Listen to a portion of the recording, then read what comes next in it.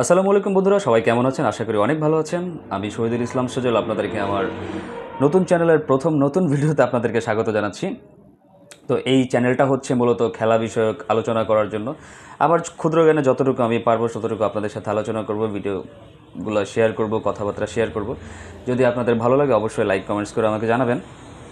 তো আজকে যে বিষয়টা নিয়ে কথা বলবো সেটা হচ্ছে বাংলাদেশের বিশ্বকাপ মিশন শুরু হয়ে গেছে। সেটা হচ্ছে আজকে থেকেই ইউএসের বিপক্ষে প্রস্তুতি ম্যাচ দিয়ে।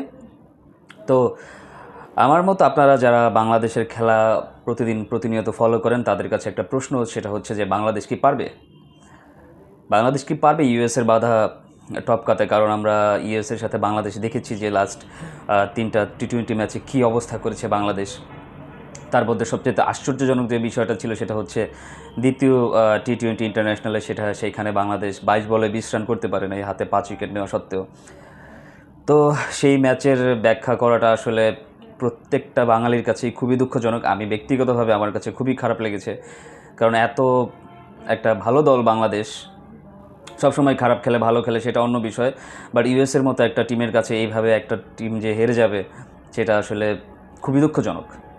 তো আজকে বাংলাদেশ নামছে ইউএসের বিপক্ষে তাদের টি-20 ওয়ার্ল্ড কাপের মিশন শুরু করার জন্য।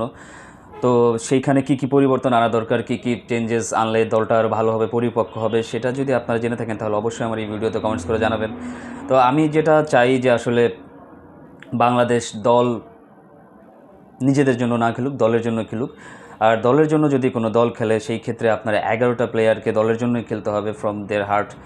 সেই ক্ষেত্রে হয়তো বা একটা দল জয়লাভ করতে পারবে। আর কনফিডেন্স লেভেলটা যখন একটু তলানিতে থাকে তখন আসলে প্রত্যেকটা দলের জন্য জয়লাভ করাটা অনেক কঠিন হয়ে যায়।